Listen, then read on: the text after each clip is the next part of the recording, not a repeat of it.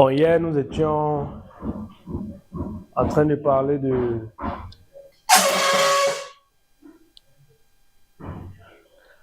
Hier, nous étions en train de parler des articulations de la gouvernance.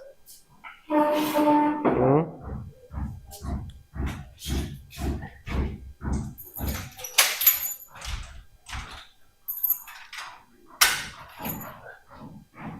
Nous avons entamé hier les articulations de la gouvernance. Il s'agissait de faire part des différentes articulations internationales, comme vous pouvez le voir dans le cours soumis à votre disposition. Nous sommes encore sur la première articulation qui est l'articulation qui est la gouvernance économique. Donc, il s'agit ici de quoi? Il s'agit du droit de mobiliser le droit international pour accomplir l'objectif économique visé, qui est le développement. C'est pour ça qu'on qualifie cela de droit international au service du développement. Bien, et dans ce cas, dans ce sens-là, on observe, vous savez, économiquement, s'il fallait étudier ça de manière économique, parce que là, nous avons adopté une approche juridique, d'accord? S'il fallait étudier ça de manière stricto, économiquement, stricto sensu, on verrait les considérations économiques telles que les facteurs de production, d'accord? Les facteurs de production qui sont assez multiples, qui sont des capitaux, qui sont des investisseurs, qui sont des entreprises. Et on verrait au-delà des facteurs de production, on verrait également des facteurs de distribution, d'accord? Les mécanismes de distribution pour parler du commerce. Donc d'une part, on parle de la production et d'autre part, on parle de la commercialisation. Et vous verrez que selon le cas, on a soit les biens, soit les services. Et les biens sont de plusieurs ordres. Les biens peuvent être des produits en matière brute, c'est-à-dire directement extraits du sol, ou alors les biens peuvent être des produits transformés, ainsi de suite. Et selon qu'il s'agisse des biens ou des services, le mécanisme à mettre en œuvre se déploie. C'est pour ça que lorsqu'on parle de l'OMC ici, de l'Organisation mondiale du commerce, comme organe institutionnel de promotion et de développement, il faudrait savoir que dans le cadre de l'OMC, il existe deux catégories de normes extrêmement importantes. Une qui porte sur les biens et l'autre qui porte sur les services. D'accord? On parle de marchandises et on parle des services. Parce que le mécanisme de distribution n'est pas pareil, qu'il s'agisse des biens et des services. Mais au-delà de tout ça, ce qu'il faut surtout ne pas omettre, c'est de savoir que malgré le fait qu'on parle aujourd'hui de développement durable, le développement auquel aspirent les peuples, notamment du tiers-monde, c'est vrai qu'à la base, au départ, comme on le disait hier, il s'agissait évidemment du développement économique, c'est-à-dire de l'amélioration des conditions de vie sur le plan économique. Quand on parle d'amélioration des conditions de vie sur le plan économique, il s'agit par exemple de l'augmentation des richesses, d'accord, de l'amélioration de la qualité des produits pour les consommateurs. Donc, il s'agit essentiellement de ça. Et vous voyez que quand on parle de l'augmentation des richesses, chaque opérateur ne se focalise que sur l'accroissement ou la croissance des produits transformés sans forcément s'intéresser aux dégâts que ça pourrait causer sur les facteurs extra-économiques tels que l'environnement, tels que le climat, tels que l'égalité entre les citoyens, entre les hommes et les femmes. C'est pour ça qu'aujourd'hui, on parle de plus en plus de développement durable. Donc finalement, le développement qui est recherché, c'est à la fois le développement économique, mais c'est surtout le développement durable. Le développement durable qui est cette forme de développement qui recherche une conciliation ou une coexistence pacifique entre la recherche, d'accord, du développement économique et la considération de la protection de l'environnement et du social.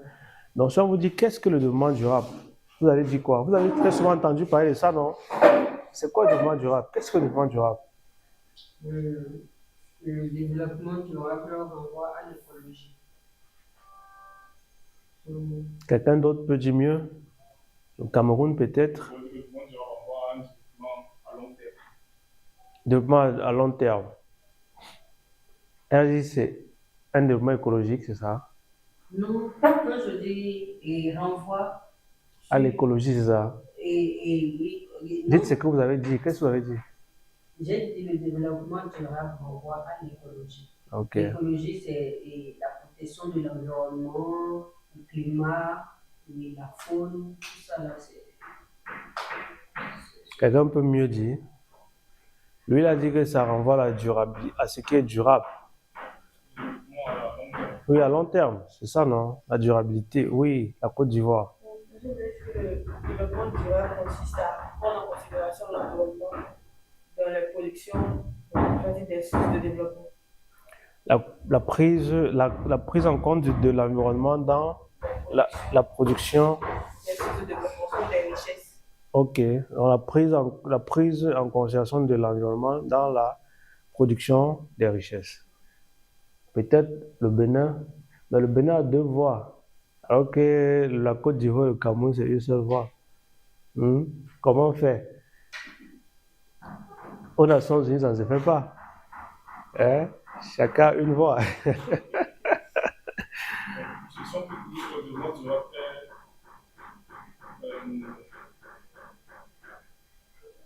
donc, comme ils ont dit que le Cameroun a une voix, donc tu veux encore parler une deuxième fois, il faut parler. Bon, comme il a parlé, il vient de balayer la règle du revers de la main. Donc, le Bénin peut avoir sa deuxième voie.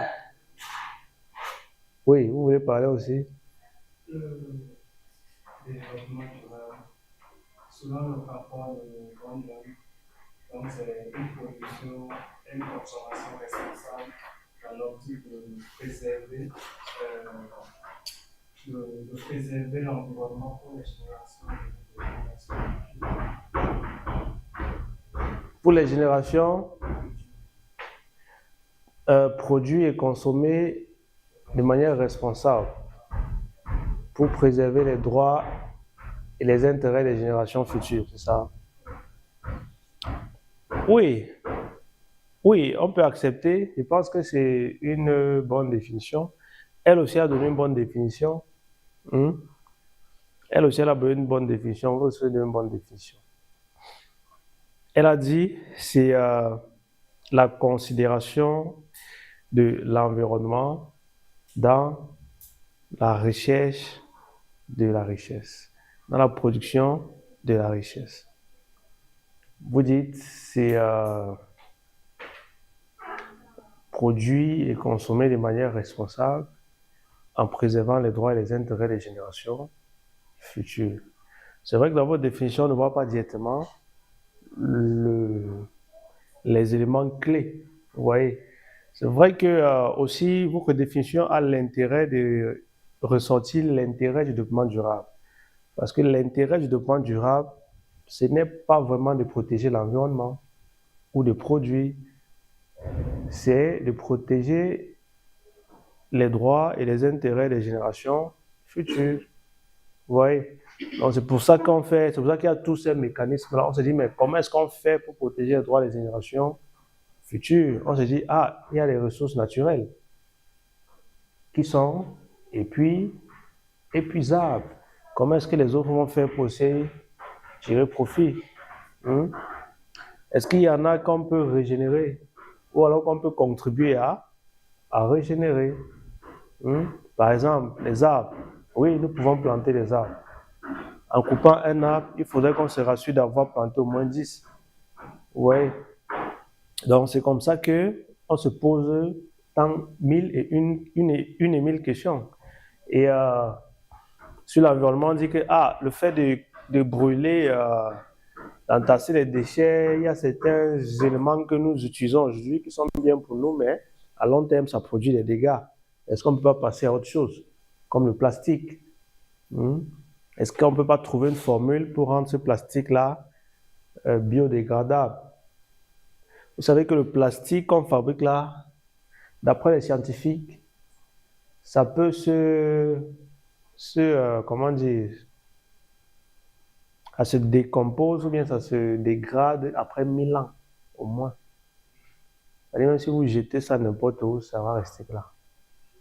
La mer va balancer, le vent va souffler, mais ça sera là. Et quand on regarde une bouteille comme ça, on ne se rend pas compte, mais à la vérité, il y a ce qu'on appelle des microplastiques qui se baladent à l'intérieur de ce que nous consommons. Vous voyez, donc les bouteilles d'eau, les bouteilles d'eau minérale par exemple, on voit une eau qui est restée dans une bouteille plastique plusieurs jours. Quand vous la consommez, en fait, il y a des micros. On ne peut pas voir ça comme ça, mais si vous demandez à un scientifique, à un chimiste, qui utilise par exemple les appareils adaptés, ils vont vous montrer tout ça. Oui, donc ce sont des choses qui existent. Mais bon, on tolère parce qu'on se dit que la quantité consommée n'est pas dangereuse pour la vie humaine. Donc c'est peut-être pour ça et peut-être parce qu'on est aussi dans un pays... parce qu'en vérité, une bouteille d'eau comme ça, quand on la fabrique, ça ne doit pas faire 1 mois. Vous allez voir des bouteilles d'eau qui font 6 mois dans les magasins parce qu'on n'a pas encore acheté, mais ils vont vendre. Et c'est pareil, c'est comme ça. Dans le développement durable, c'est tout ce que vous avez dit. Ça prend en compte l'écologie. Vous avez dit l'écologie, ça globalise avec l'environnement. Parce que quand on parle de l'environnement, il faut savoir qu'il y a ce qu'on appelle l'environnement naturel et l'environnement artificiel. Et au-delà de l'environnement, beaucoup d'environnementalistes estiment que le climat ne fait pas partie des considérations de l'environnement. Tu vois un peu, donc il y a des séparations dans le domaine même des sciences de la nature. Ce qui fait que pour pouvoir globaliser tout ça, on a parlé du mouvement écologiste pour globaliser à la fois l'environnement artificiel, l'environnement naturel, le climat, l'atmosphère. Donc du coup, on parle de changement climatique et tout ça, ça vient contribuer à la mise en œuvre du développement durable. Donc l'idée, l'intérêt du développement durable, c'est de préserver l'intérêt des générations futures, mais sans compromettre ceux des générations présentes. C'est-à-dire, on ne va pas vous empêcher de vous développer parce qu'on veut aider les autres qui viendront après vous. Non. Ce qu'on veut faire, c'est de pouvoir concilier vos objectifs de développement à ceux des générations futures. Donc, il faudrait que ce soit exploité, que par exemple les ressources soient exploitées de manière responsable. Donc, c'est cela le contenu même, le sens des développements durables. Et vous allez voir que la plupart des accords internationaux qui ont été conclus avant les années 2000 ne s'intéressaient qu'au développement économique. Et c'est à partir des années 2005, comme ça, jusqu'à présent, que vous verrez dans la majorité des accords internationaux, on parlera du développement durable.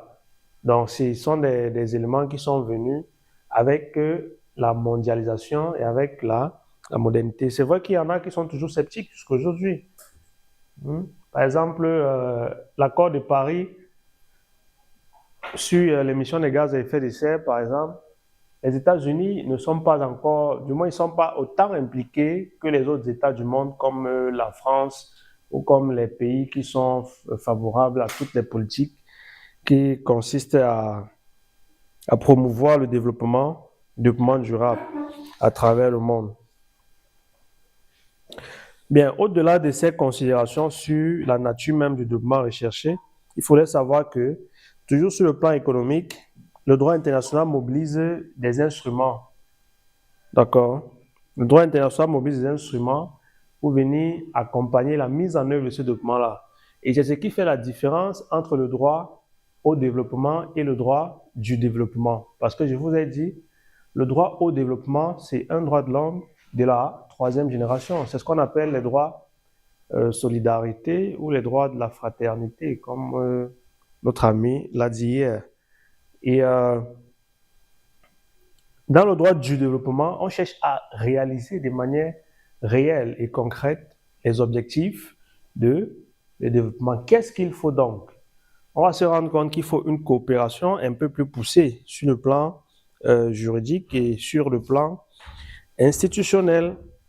Les instruments d'ordre institutionnel, par exemple, et dit sur le plan juridique d'abord, il y a eu cette revendication d'un nouvel ordre économique mondial. D'accord, j'en parlais encore hier. Il y a beaucoup d'études qui ont été publiées sur l'ordre économique, sur le nouvel ordre économique mondial. Il y en a beaucoup sur Internet et qui sont accessibles. Et le nouvel ordre économique mondial consiste à rejeter l'ancien ordre. L'ancien ordre qui est calqué sur le système colonial. On va se dire, tel qu'on vit là, il est difficile pour l'Afrique de pouvoir sortir du gouffre. Il est difficile pour l'Amérique latine de pouvoir sortir du gouffre. Il est difficile pour l'Asie de pouvoir sortir du gouffre. Comment est-ce qu'on doit faire? Il faut changer les choses. Pourquoi c'est difficile? C'est difficile parce que le système économique est basé sur le principe du capitalisme dominant et de l'économie libérale absorbant, ne favorise pas la promotion du développement pour les autres États parce qu'eux, ils n'ont rien à... Dans le capitalisme, c'est celui qui a le capital, c'est celui qui a le produit qui fait le marché, c'est lui qui donne, c'est lui qui établit les règles du marché. Or, vous allez voir que les Occidentaux, eux, ils ont déjà, non seulement ils ont les capitaux, mais ils ont aussi les technologies, ils ont l'industrie. Vous voyez qu'ils ont tout pour dominer le marché. Vous allez dire que vous avez quand même les ressources naturelles. Mais quelle est la valeur des ressources naturelles lorsqu'on n'a pas de technologie pour les exploiter normalement ou les transformer pour leur donner une véritable valeur ajoutée? Quelle est l'importance des ressources naturelles lorsqu'on n'a pas de capitaux pour financer leur exploitation et leur mobilisation pour le développement? Quelle est l'importance des ressources naturelles si on n'a pas d'industrie au niveau local? Vous voyez que finalement, on est donc toujours dans cette ère de dépendance économique, malgré la souveraineté politique, d'ailleurs même balbutiante, qui est toujours battue en brèche même, à la vérité. On va donc dire que l'ordre économique mondial tel qu'on la vit, ou tel qu'on le vit, actuellement nous place toujours dans une position de dépendance. Vous voyez, ce qui fait qu'il faut donc changer. Il faudrait qu'on retrouve cet ordre-là qui pourrait nous donner un peu plus de dignité sur le plan international.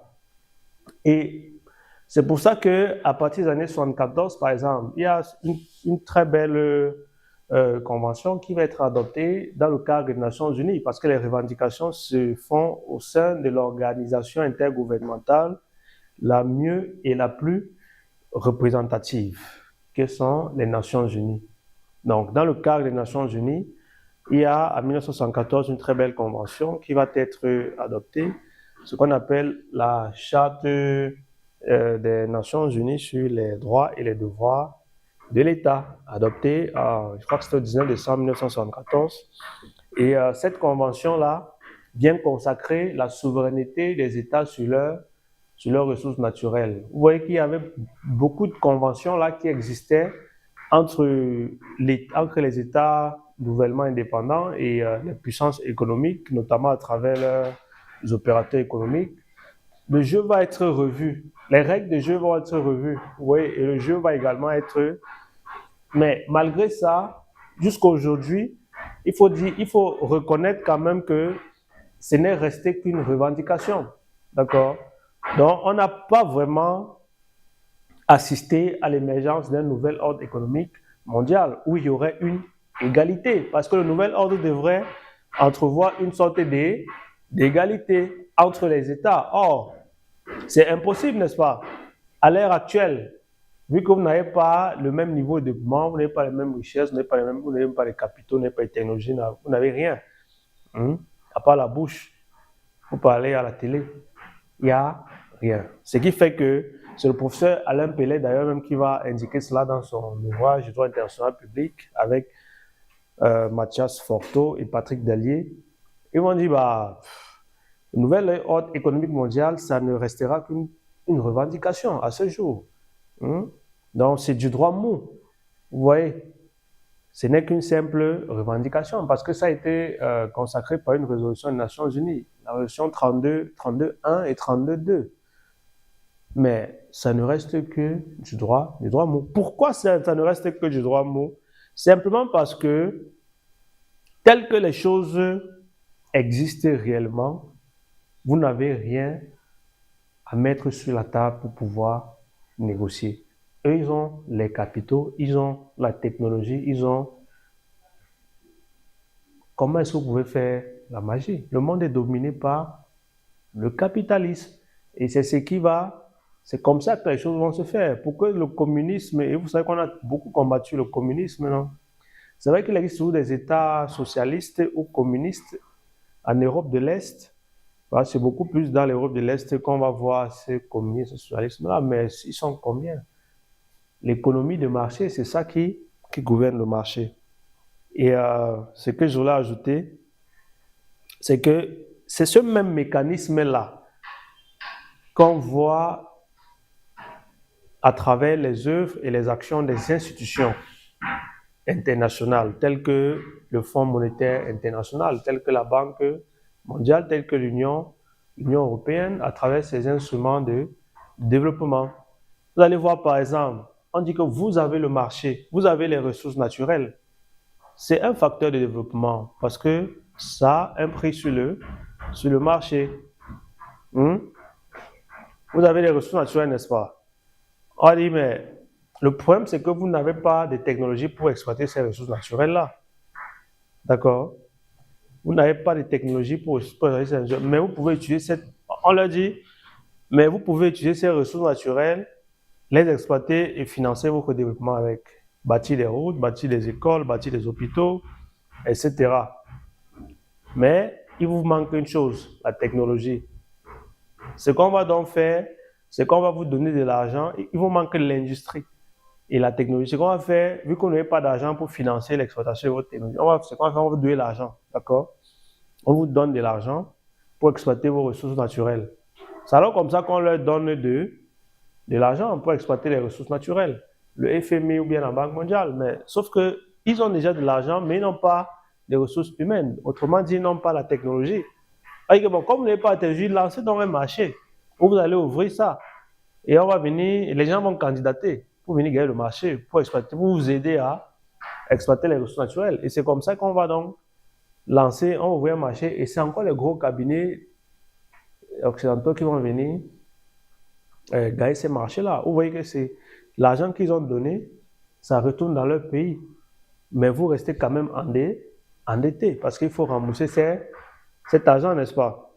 On dit que, OK, quand vous êtes endetté et que vous n'avez pas de quoi rembourser, ce qu'on va donc faire, dans une politique d'aide au développement, on va encore vous donner de l'argent, mais à condition que vous donnez les marchés pour construire les routes et les hôpitaux à nos entreprises. Vous voyez? Donc, finalement, c'est une sorte de cercle vicieux comme ça qui est établi. Donc, finalement, vous travaillez pour eux. Vous allez voir, la plupart des marchés qui sont lancés en Afrique, que ce soit le FMI, que ce soit les marchés les plus importants. Si vous voyez un Africain gagner un marché, que ce soit les petits marchés, soyez les sous-traitants. Vous voyez? Mais les marchés les plus importants, vous verrez que c'est toujours les cabinets étrangers qui les gagnent. Monsieur, pourquoi est-ce que nous n'avons pas nos entreprises capables de gagner ces marchés? Il y a deux raisons, au moins deux raisons. La première, c'est que très peu d'entreprises locales ont une confiance auprès de nos institutions locales. La deuxième, c'est que l'argent qu'on vous donne est soumis à des conditions. Vous comprenez? C'est-à-dire qu'il y a des conditions de cet argent. Et parce que dans le mécanisme de l'aide extérieure ou bien de la dette, il y a ce qu'on appelle la conditionnalité, c'est-à-dire l'ensemble des conditions. Je vais vous parler d'une petite chose qui certainement est arrivée au Bénin, en Côte d'Ivoire et à tous les autres pays qui ont été soumis à la colonisation de certains États. Vous savez, on a très souvent tendance à dire qu'avant, la vie était beaucoup mieux qu'aujourd'hui, n'est-ce pas? Au Cameroun, en tout cas, on le dit. Je ne sais pas si en Côte d'Ivoire, on le dit souvent. On dit au Cameroun, surtout sous l'ère des premiers chefs d'État, là, avant que les coups d'État ne commencent à... on dit que, bon, avant, on vivait bien. Nos parents vivaient, il y avait les gros salaires, il y avait ceci, il y avait cela. Oui. Mais je puis vous dire que avant, c'était comme ça, c'est vrai. Mais le problème, ce qui justifiait ça, ce n'était pas le travail, ce n'était pas la production des richesses. Oui. C'est que l'État vivait au-dessus de ses moyens. Autrement dit, l'État dépensait l'argent qu'il n'avait pas. L'État dépensait l'argent qu'il n'avait pas. C'est pour ça que, hier, je vous ai parlé de la nationalisation, n'est-ce pas? Après la nationalisation, les entreprises entrent dans le domaine public. Et quand les entreprises sont entrées dans le domaine public, comme ça au Cameroun, par exemple, l'État va décider de gérer les entreprises de lui-même. Vous voyez, vous allez voir les jeunes qui sont des directeurs généraux et tout ça. Mais sauf qu'après un certain temps, on va se rendre compte que ça ne produit pas autant qu'on le pense. Parce que les gens n'ont pas la compétence qu'il faut. C'est comme ça qu'on va devoir privatiser toutes les entreprises. Autrement dit, l'État va chercher les gens dans le secteur privé pour venir gérer les entreprises désormais. Et quand on va chercher les gens comme ça, même les Blancs vont venir encore. C'est-à-dire ceux qu'on avait chassés là, ils vont revenir. Vous avez chassé, vous avez donné l'argent. Quand on vous chasse, on vous donne de l'argent pour réparer le préjudice. C'est ça qu'on appelle l'indemnisation. Mais après, ils vont encore revenir. Et on va diminuer les salaires, les fonctionnaires, tous ceux qui touchaient les gros salaires là. C'est pour ça qu'ils vont vous dire, vous allez voir certains papas vous dire que moi, quand j'étais au début de ma carrière, j'avais un gros salaire, mais dès que tel est arrivé, mon salaire a été divisé en 4. Il ne manque pas, mais c'est juste qu'on ne leur a pas. Bon, c'est aussi vrai qu'à l'époque, il n'y avait pas il n'y avait pas des réseaux sociaux comme aujourd'hui pour faciliter la communication. Mais la vérité, c'est vrai qu'il y a la gouvernance, vous voyez. On peut accuser la gouvernance locale, mais aussi, il y a ce facteur économique. Bien aussi, on pourrait également relever les crises économiques des années 70 et 80, avec la chute du prix du pétrole et tout ça. Mais sinon, c'était beaucoup plus un problème managérial. Donc, ce qui fait qu'on a tellement dépensé d'argent qu'on a dû nous mettre sur l'ajustement structurel. L'ajustement structurel, c'est ce qu'on appelle la conditionnalité. Autrement dit, le FMI te donne de l'argent et impose les conditions sur comment tu dois gérer l'argent là. Et comment est-ce que tu dois te comporter dans ton état désormais. Vous voyez? L'intérêt pour le FMI de le faire, c'est de se rassurer que vous serez capable de rembourser cet argent. Vous voyez? Et on vous dit vous êtes libre d'accepter. Si vous voyez que vous ne pouvez pas accepter les conditions qu'on donne là, vous partez ailleurs. Et je vais vous dire que le FMI, c'est une banque. J'espère que vous le savez. Le FMI, c'est une banque où les gens viennent déposer de l'argent. Et les États viennent chercher. Il dit, mais les gens viennent déposer de l'argent et les États viennent chercher. Donc, ça fonctionne exactement comme une banque. Et quand les États viennent chercher comme ça, il faut remettre avec les intérêts. C'est comme ça.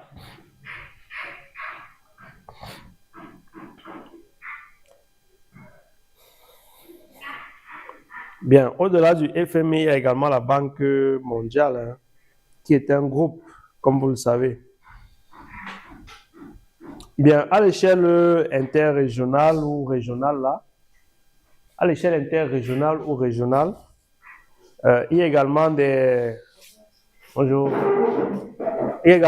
instruments, vous voyez, Mais la République du Congo, vous arrivez en cortège. Hein? Ça a toujours été comme ça. Ok. Venez prendre place. Vous n'étiez pas là hier. Oh, mais il mourit, c'est deux derniers jours. Ah bon? Hier, avant-hier, j'étais malade. Ah, yes. Et j'ai compris que mes amis n'ont pas un cœur voilà, de solidarité Ah bon? pour toujours informer les docteurs. Parce que Ah. nous ne sommes pas aussi nombreux. Donc, Non, Non, elle est là, en fait. votre compatriote m'a dit, elle a fait le topo, hein? ah, elle avait informé. Oui. C'est parce que vous Et dit, vous n'étiez pas là hier. J'attendais que vous confirmiez ces propos. D'accord. Mais là, ça va. Maintenant que vous avez confirmé, nous sommes rassurés. Ah, ok. Mais là, ça va. Parce que c'est juste pour aller les attaques à Mendes. Voilà. Cherchant à me déchiffrer. Ça va.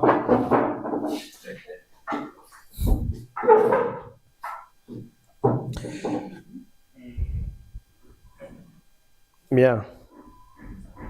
Bon, au niveau régional, par contre, au niveau régional, les instruments de développement au niveau régional, pourquoi les tables sont serrées comme ça alors qu'il y a beaucoup de chaises vides?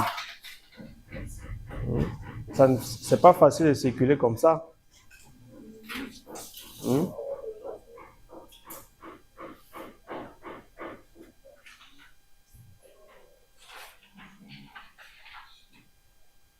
Au niveau régional, il existe également beaucoup d'instruments de développement.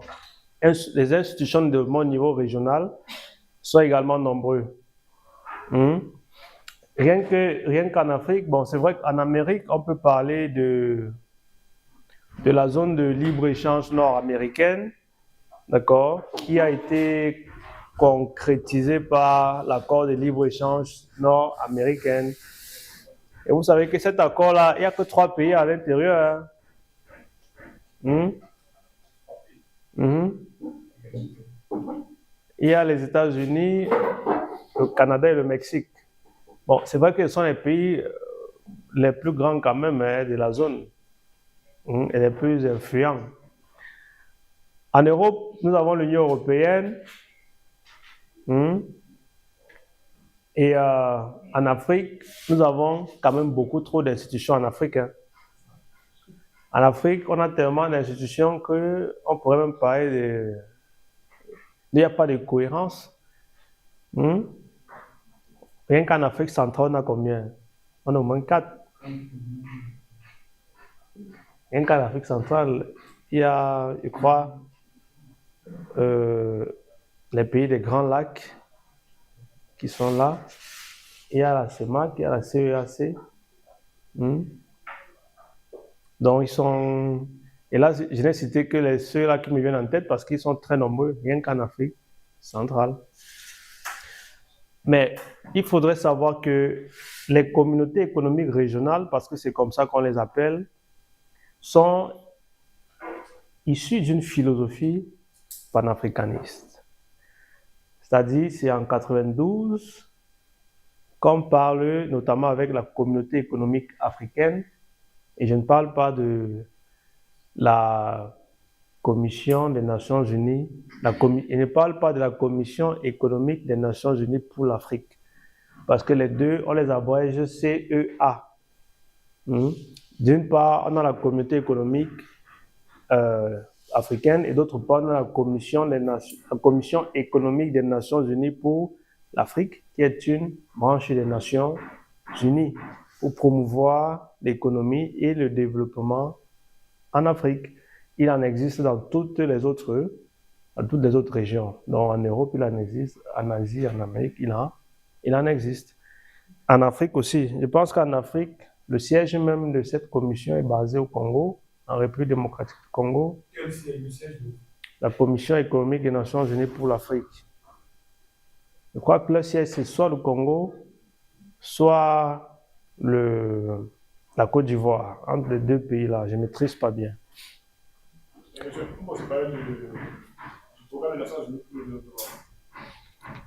Le NEPAD, PNUD. Ah, le PNUD. Oui, le PNUD également, c'est un instrument de développement. Le PNUD également. Mais s'il faut se cantonner seulement sur l'Afrique, comme je le disais, c'est parti d'une philosophie africaine, d'accord, inspirée par le panafricanisme. Parce que c'est en 92, avec le traité d'Abuja qui a été adopté à cette date-là. 94, C'était en 94 que c'est entré en vigueur ou c'est en 92 qu'il a été adopté? ça a été ratifié en 1994. Ce traité est néanmoins adopté en 1992. D'accord? Il faut bien faire la nuance entre la date d'adoption et la date d'entrée en vigueur. Parce que même la charte des Nations Unies, bon, on ne va pas parler de la charte des Nations Unies parce que c'était une charte exceptionnelle. Et même la charte des Nations Unies, tout a commencé, je pense, je crois, en 1944. C'est en 1944 Non, on parle de la date d'adoption, pas d'entrée en vigueur. Et ce que je dis, donc, s'il faut répondre à. On veut dire qu'il faut faire la nuance entre la date d'adoption et la date d'entrée en vigueur. Oui. Si on parle de la date d'adoption de la Charte des Nations Unies, c'est lors de la conférence de Bretton Woods en 1944. Oui. Où on a adopté la charte. En 1945, oui. la date que la charte rentre en vigueur. Oui, lors de à San Francisco. À San Francisco. Bon, c'est pareil pour plusieurs conventions. La date d'adoption est généralement différente de la date d'entrée en vigueur. Pourquoi c'est comme ça? Parce qu'il est difficile d'accepter l'existence d'un texte et accepter l'opposabilité du texte. C'est deux choses différentes. Et dans la plupart des accords, c'est toujours comme ça. Pourquoi? Parce qu'une convention n'entre pas en vigueur à la même date pour toutes les parties.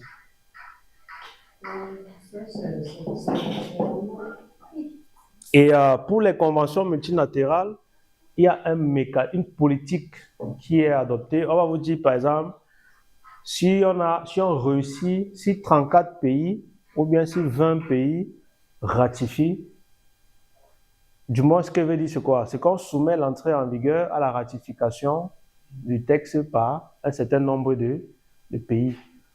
D'accord? Donc, si on a moins de ce pays-là, le texte n'entre pas en vigueur. Mais si on a déjà 20, ou bien si le quota est atteint, le texte entre en vigueur. Mais ça ne veut pas dire que ça entre, que c'est opposable à celui qui n'a pas ratifié. Donc, même si c'est que c'est en vigueur, si vous n'avez pas ratifié, si vous aviez accepté le texte et que vous n'avez pas ratifié, ça n'entre pas en vigueur à votre égard. C'est évident. Si vous ne ratifiez pas, vous ne faites pas ça. Oui, donc ce que je disais donc par rapport à cette philosophie panafricaniste-là, c'est que en 92, là, les pères fondateurs ou bien les penseurs, c'est ceux-là qui ont pensé l'intégration continentale. Quand on parle de ce traité d'Abuja, c'est ceux-là qui ont pensé l'intégration africaine à l'échelle continentale. Même la ZLECAf qui apparaît récemment en 2018, là, c'est l'une des étapes prévues par cet accord qui date de 1992. Et toutes ces communautés économiques régionales qui gravitent en Afrique là, sont également des étapes qui ont été pensées par cet accord-là. L'idée, c'était quoi? Vu qu'il était difficile de parvenir à une intégration continentale, on s'est dit qu'il fallait commencer par des sous-régions. Il fallait commencer par éliminer des barrières douanières et tarifaires et tout ça au niveau des sous-régions. C'est comme ça qu'on va avoir... Bon, c'est vrai que ça confortait déjà l'idée. C'était pour deux raisons aussi, parce qu'il faut dire que la sous-région existait déjà avant cette date-là. Et on ne pouvait juste pas les annuler. Et nous sommes ici à une époque où le pouvoir politique est très important et les chefs d'État ont encore une philosophie autoritariste. C'est-à-dire que personne ne veut perdre un peu de son pouvoir ou de sa souveraineté. C'est pour ça qu'ils ne vont pas accepter que l'intégration se fasse aussi directement à l'échelle continentale. Donc, on va donc progresser de manière décentralisée comme ça, commencer dans les sous-régions et progressivement arriver à une intégration continentale. Donc, c'est ça l'idée qui a été adoptée par les pères fondateurs et qui est en train de se mettre en œuvre de manière progressive. Bon, aujourd'hui, il en existe tellement qu'on se demande si c'est cohérent, s'il y a une cohérence dans ces différentes communautés économiques régionales-là. Vous allez voir, il y en a des États qui appartiennent à plusieurs de ces communautés en même temps. Vous allez voir un État comme la RDC, par exemple, ou comme la RDC, qui appartient, par exemple, à la communauté économique des États d'Afrique australe et qui appartient aussi à la communauté économique des États de l'Afrique centrale. Ouais. Vous allez voir, c'est pareil, hein? Même la Côte d'Ivoire, le Cameroun, la plupart des États africains appartiennent au moins à deux communautés. Bon, on va se dire que ce sont des accords différents parce que l'objet de chacune de ces communautés-là est différent. Mais toujours est-il que sur le plan de qu'est-ce que ça apporte de manière concrète sur le développement? Est-ce que ce n'est pas toujours des sources de dépenses inutiles? Parce qu'organiser une simple réunion comme ça, vous savez que récemment, s'il y a la réunion de la CEMAC là, qui a été suspendue parce qu'il n'y a pas de sous pour financer ça. On va se dire, mais à quoi ça nous sert même réellement? Dans un pays comme, dans une zone comme la CEMAC, où pour quitter du Cameroun, aller en Guinée équatoriale, il est plus facile de quitter du Cameroun pour aller en Côte d'Ivoire que de quitter du Cameroun pour aller en Guinée équatoriale. C'est compliqué. On dit, mais quel est l'intérêt d'avoir autant de communautés? Mais on peut quand même être fier de l'Afrique de l'Ouest parce qu'en Afrique de l'Ouest, ils ont quand même une intégration bien plus poussée et bien plus opérationnelle que chez nous ici en Afrique centrale. On ne sait pas pourquoi ici en Afrique centrale c'est comme ça. Peut-être c'est quand les systèmes vont peut-être changer qu'on va avoir une autre. C'est bien ce que vous êtes en train de dire, c'est le plan de gouvernance. C'est le plan de gouvernance. Parce que lesquels financent? Quelles sont les institutions qui financent ces communautés? Le gouvernement. Le gouvernement. Oui, le gouvernement, mais pas que le gouvernement, parce que l'Union européenne finance aussi beaucoup de ces. Il faut savoir que l'instrument de financement de développement principal au monde, c'est l'Union européenne, à l'heure actuelle. Et l'Union européenne finance beaucoup en Afrique et en Asie aussi. L'Union africaine, par exemple, est largement financée par l'Union européenne. Ouais, il y en a beaucoup d'États qui ne payent pas. Et vous savez que, je vous ai dit une fois que les organisations intergouvernementales sont des associations, n'est-ce pas? Et que, comme toute association, elle vit des contributions de ses membres. Et vous savez que parfois, il y a un membre qui ne paye pas, n'est-ce pas? Comme dans nos tontines du quartier, il y a au moins un mois où quelqu'un dit que c'est chaud. Hein? Ça arrive aussi dans la société internationale. Il y en a des États qui ne payent pas. Les Nations Unies, par exemple, ont survécu aujourd'hui grâce aux États-Unis. Parce que quand les autres ne payent pas, les États-Unis sont capables de... C'est pour ça que c'est le plus gros bailleur des Nations Unies. Et que quand Donald Trump menace de suspendre tout ça, c'est inquiétant pour tout le monde. Donc c'est comme ça. Même en Afrique, c'est comme ça. Et comme dans les tontines du quartier, quand vous ne payez pas vos cotisations, vous êtes censure. C'est la même chose à l'échelle internationale. Quand un État ne paye pas ses contributions, il y a des sanctions. Vous ne pouvez plus participer à l'organisation. C'est-à-dire les prises de décision, les activités de l'organisation. Non, tout ça on suspend. Comme la dernière fois au Cameroun. Oui, et bon, là c'est sur le plan financier, mais aussi maintenant la discipline de l'organisation. Un peu comme on a menacé la Côte d'Ivoire, on a menacé le Burkina Faso, le Mali, la CEDEAO. Quand on vous parle même de la gouvernance internationale, voilà un cas concret de gouvernance internationale, où c'est la communauté internationale à travers une organisation intergouvernementale qui vient rappeler aux États membres l'ordre à tenir, d'accord, en vous rappelant les principes démocratiques, en vous rappelant l'état de droit. Vu que les arguments mobilisés par ces communautés-là, c'était quoi? Votre constitution prévoit le processus électoral pour devenir président de la République. Pourquoi vous voulez changer en admettant les coups d'État? En plus, l'Afrique, on pensait que l'Afrique était déjà bien loin des coups d'État. Mais vous venez redonner encore cette image négative à l'Afrique. Donc là, c'était la position de la CEDEAO. Et la CEDEAO a dit quoi? Si vous ne voulez pas, on va vous suspendre. Ils ont quitté déjà. Et à eux de dire, bah, quand vous nous menacez même, votre truc, ça nous sert même d'abord à, au concret, ça nous fait perdre même de l'argent, on va parce que ça apporte. Ils sont allés créer pour eux-mêmes, n'est-ce pas? Ah, ils ont créé pour eux.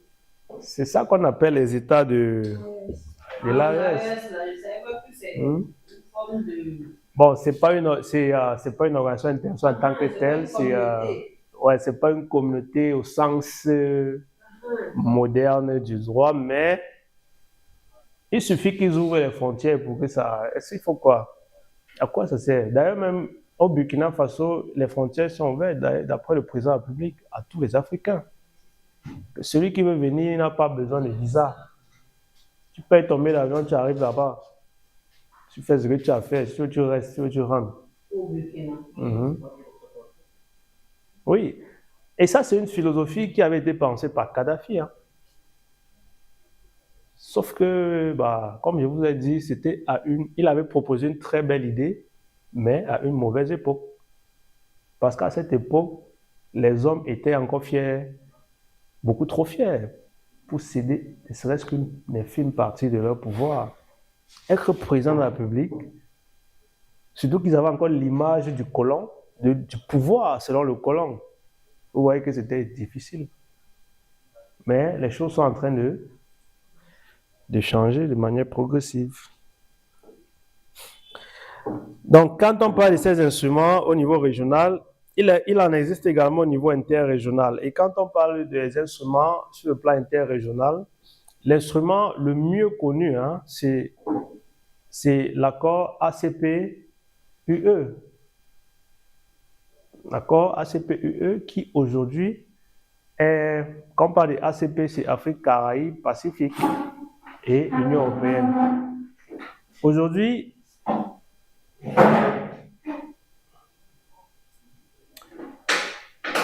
les choses ont basculé, il y a eu une certaine amélioration malgré la dénonciation. Aujourd'hui, on parle beaucoup plus de l'accord de partenariat entre l'Union européenne et l'Afrique centrale et l'accord de partenariat entre l'Union européenne et l'Afrique de l'Ouest. D'accord? Mais ça ne veut pas dire qu'il existe un accord de partenariat entre l'Union européenne et l'Afrique centrale dans son entièreté. Ça ne veut pas dire qu'il existe un accord entre l'Union européenne et l'Afrique de l'Ouest dans sa globalité. Là, ce sont juste des appellations. Donc, c'est l'objectif visé par l'Union européenne. L'Union européenne veut rétablir cet accord qui a existé entre elle et l'Afrique. Donc, l'Union européenne veut restaurer ça, mais sauf que les États voient ça d'un mauvais œil. D'ailleurs, que cet accord a été dénoncé par la doctrine. Et donc, la doctrine estime que ce n'est pas un bon accord et que ça n'apporte rien à l'Afrique. Il ne faut pas signer cet accord. Le professeur Onangini, vous connaissez Onangini? Mathias Eric Onangini. C'est un politologue camerounais, très connu aussi dans le milieu des médias et dans le milieu universitaire. Lui, ils disent que, vous savez, l'accord, c'est comme tout autre accord de partenariat. Hein. Dans les accords de partenariat, il y a toujours ce qu'on appelle la suppression des barrières douanières. D'accord? Donc, c'est ça, donc on veut apporter le développement en supprimant les barrières douanières. Et au-delà de la suppression des barrières douanières, pour faciliter le commerce international, il y a également l'aide au développement qui est prévue par cet accord, qui devrait être apporté par l'Union européenne aux États africains. Mais quand on parle de l'aide au développement, il ne s'agit pas de venir donner l'argent aux gens. Hein. Il ne s'agit pas de venir donner l'argent à l'État comme ça, pour rien, sans raison. Non. C'est que vous allez lancer un projet et eux, ils vont financer le projet. Et quand vous lancez un projet, pour réaliser le projet, vous avez besoin des opérateurs, n'est-ce pas? Et quand ils vont vous donner leur argent, ils vont vous dire que là, on te donne là. On veut que ce soit, comme tu vas lancer les marchés et tout ça, il faut qu'au moins ces 90% reviennent à nos opérateurs, les opérateurs de chez nous. Ça veut dire quoi? Que l'argent qu'ils donnent là, ça rentre dans leur pays. Et puis c'est comme ça. Ils disent quoi? Que quand on supprime les barrières douanières, par exemple, entre l'Union européenne et l'Afrique, ou certains pays en Afrique, comme le Cameroun a par exemple signé cet accord-là, la Côte d'Ivoire aussi, je crois le Ghana également. Ils vont dire que quand vous supprimez, c'est pour que la marchandise puisse circuler sans droit de douane, de manière libre. C'est vrai qu'il y a même certains produits qui sont taxés à 0% de droits de douane. Oui, en provenance du Cameroun. Mais eux, ils ont beaucoup à exporter, par exemple. Vu qu'ils ont la technologie, ils ont l'industrie et tout ça, ils vont venir envahir le marché africain avec leurs produits. Vous, les Africains, vous allez envahir leur marché avec quoi? Qu'est-ce que vous produisez? Les matières premières. Vous produisez quoi? Vous produisez rien. Le cacao, le coton, le lithium. Le cacao, le coton, le lithium. Mais eux, ils ont besoin du cacao, du coton, du lithium. Oui, ils ont besoin. Mais qu'est-ce que ça apporte en Afrique? De manière concrète, sur le plan du développement. Ça aurait été une bonne chose, d'accord? L'Afrique gagnerait. Parce que, regardez, et c'est ça le problème, vous voyez, c'est que vous exportez quelques produits seulement. Et ces quelques produits que vous exportez, c'est en matière brute. N'est-ce pas? Vous envoyez ça là-bas à un coût tellement minable. Quand ça arrive là-bas, ils vont transformer, ils vont exploiter et venir vous revendre ça à des prix colossaux. Vous voyez? Et c'est ça le problème. Donc ce qu'on leur demande par contre, c'est que nous, on ne veut plus vous vendre nos choses de cette façon.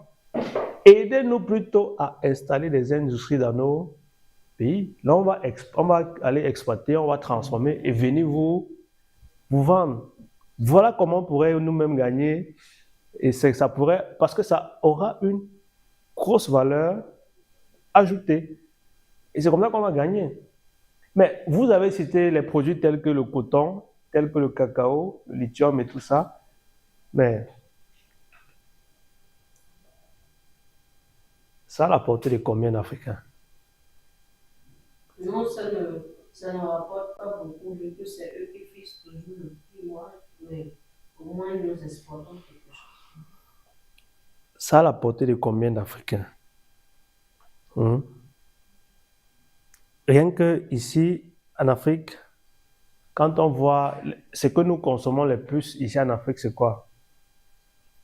Ce sont les pâtes alimentaires et le riz, non? C'est pas ça. Sauf si chez vous, vous avez autre chose. Hein. Pâtes alimentaires, c'est-à-dire les blés. Oui, le blé, les spaghettis, les produits transformés, les spaghettis. Par exemple, quand on dit le blé, c'est comme si c'était... Non, le produit qui a transformé, comme les spaghettis, le riz. Hein? Ou est-ce que... Le chocolat. Est-ce que vous savez qu'on importe même le maïs? Non, c'est pas possible. C'est vous dites comment on importe le maïs? C'est quelle forme, monsieur? Il y a le maïs brut, les grains de maïs là. je parle même pas du riz. Vous savez qu'on importe du riz, non? Mais si on continue sur le Cameroun, Mais combien de population cela peut donner? Oh, quand je vous dis que... parce que ce sont des arguments qui sont mobilisés par les... Le Cameroun, par exemple, est connu... Ce qu'on exporte beaucoup au Cameroun, c'est la banane plantain. Mais vous-même, vous savez que la banane plantain, là, et la banane plantain, on dit que le Cameroun produit la meilleure banane plantain au monde. Mais quelle quantité? Et combien de personnes en tirent profit?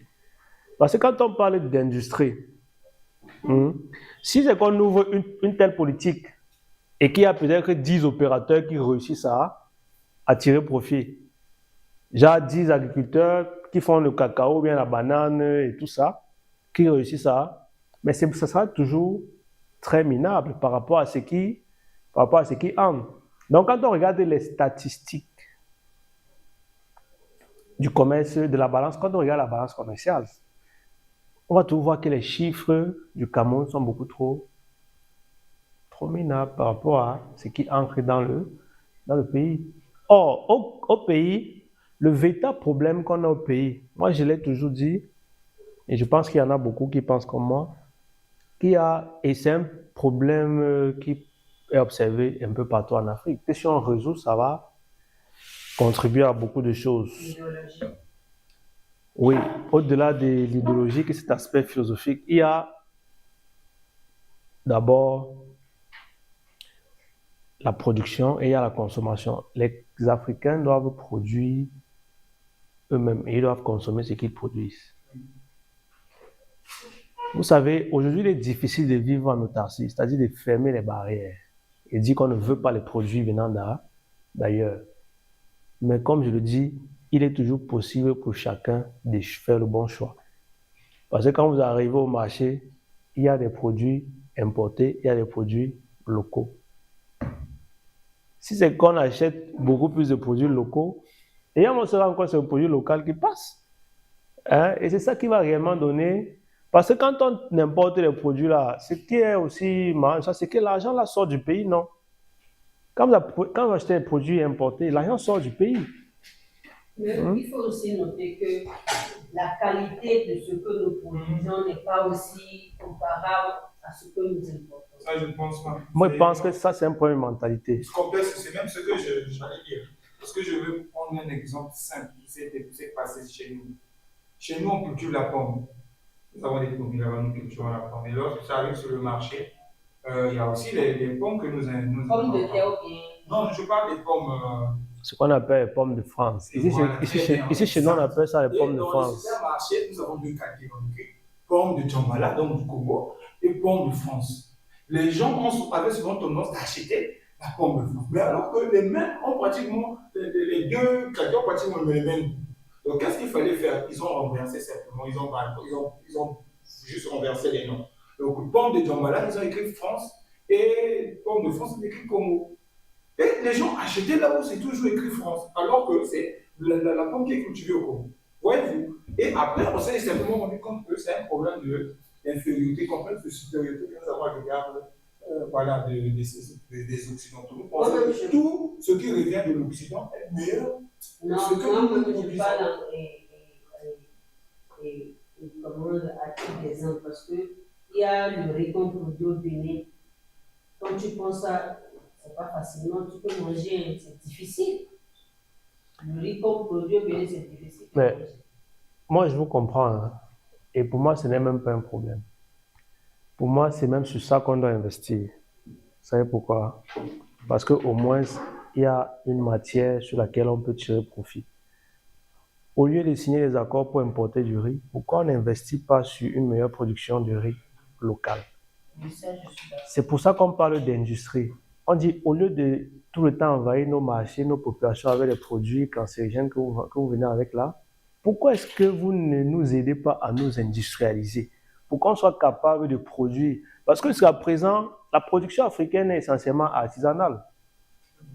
C'est-à-dire c'est le petit paysan qui se débrouille à faire sa petite plantation là pour avoir sa petite production, pour manger avec la famille. Et quand il y a un peu plus, il vend le reste.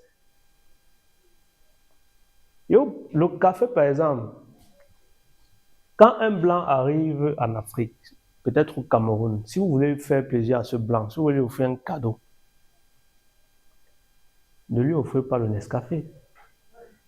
Ça veut dire que les blancs aiment bien le café, non?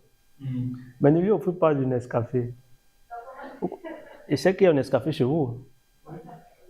Ne lui offrez pas du Nescafé. Offrez-lui du café local. Chez nous, il y a le Arabica, il y a le Robusta. Soit dans un sachet vert comme ça, c'est brut. Quand on cuisine ça là-bas, jusqu'ici, le parfum, ça va envahir tout le bâtiment ici. Voilà le vrai café. Quand le blanc arrive ici, quand vous lui offrez ça, il ne va jamais vous oublier.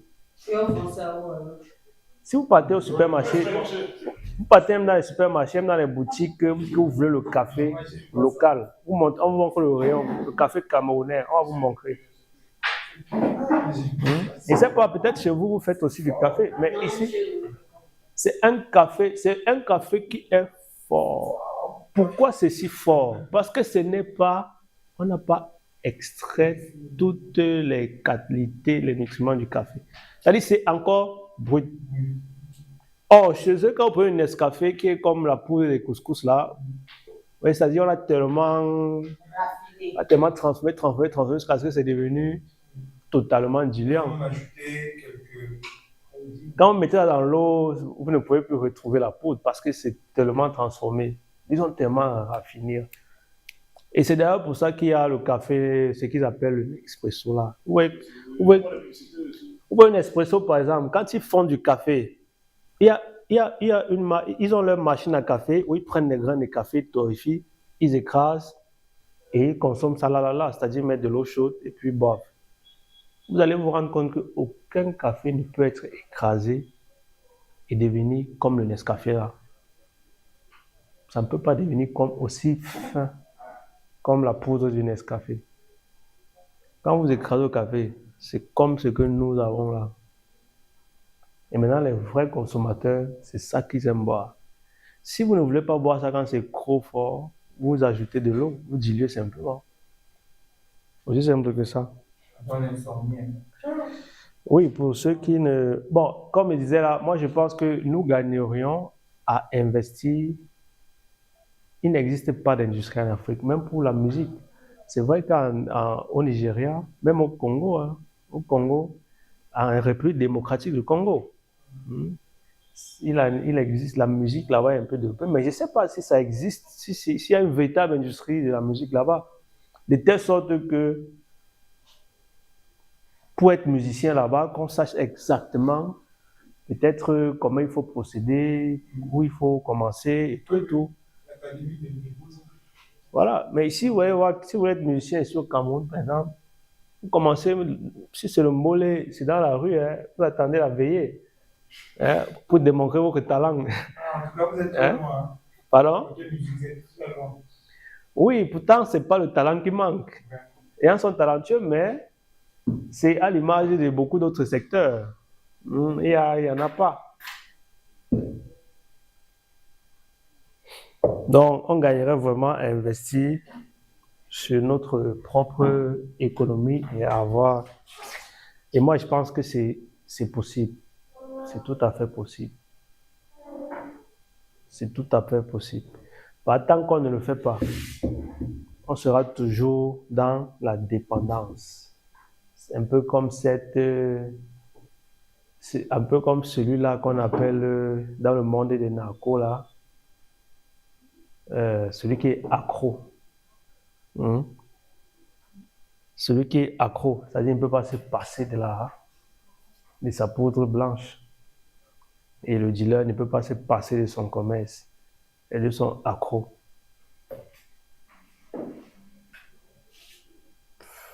Peut-être que c'est la Chine qui a raison. Hein. Le système éducatif, peut-être c'est ça qu'il faut revoir. Parce qu'en Chine, ils apprennent les jeunes à innover, à faire des choses concrètes qui peuvent aider la population. Ils ne partent pas sur des données philosophiques et tout et tout. Vous allez voir des jeunes là-bas à leur jeune âge, ils fabriquent déjà les calculatrices, on leur apprend l'informatique et tout ça, à faire l'agriculture, à faire des... Bah, c'est un peu ça. Donc voilà pour ce qui est de la gouvernance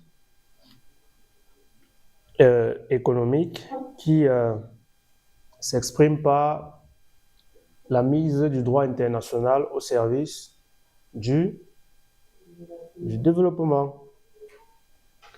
Nous allons entamer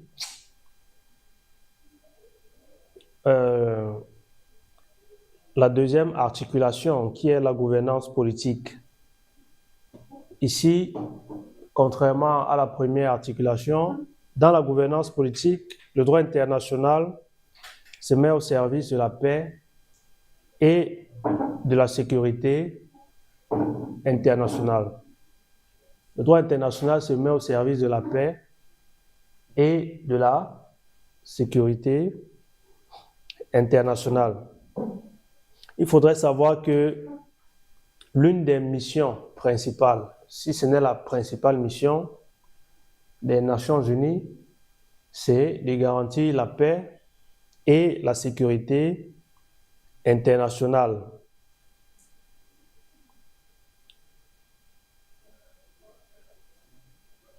L'idée étant de préserver les générations futures du fléau de la guerre. Préserver la paix et la sécurité internationale, l'idée étant de préserver les générations futures de la guerre. D'accord? Donc, on parlera des mécanismes mis en œuvre par le droit international pour préserver la paix et la sécurité internationale. Mais c'est pas parce qu'on dit de préserver de la guerre. Il faudrait savoir que la guerre dans la société internationale est un mécanisme normal d'expression des rapports internationaux. C'est normal pour un État d'aller en guerre. C'est un droit souverain. Donc ce que le droit international va faire, c'est de faire en sorte qu'on en soit préservé. On verra comment tout à l'heure, après une pause de 15 minutes.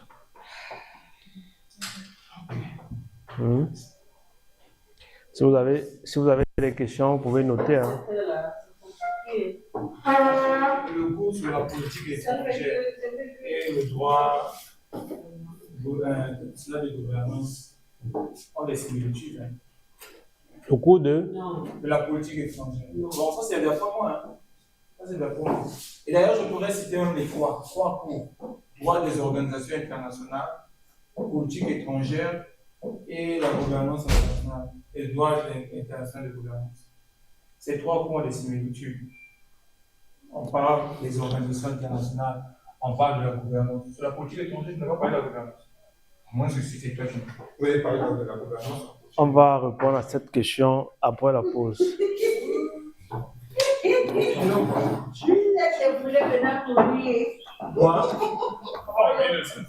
Non, on va revenir dessus. C'est une question qui mérite d'être posée. Ça, c'est quoi? Ça, c'est quoi?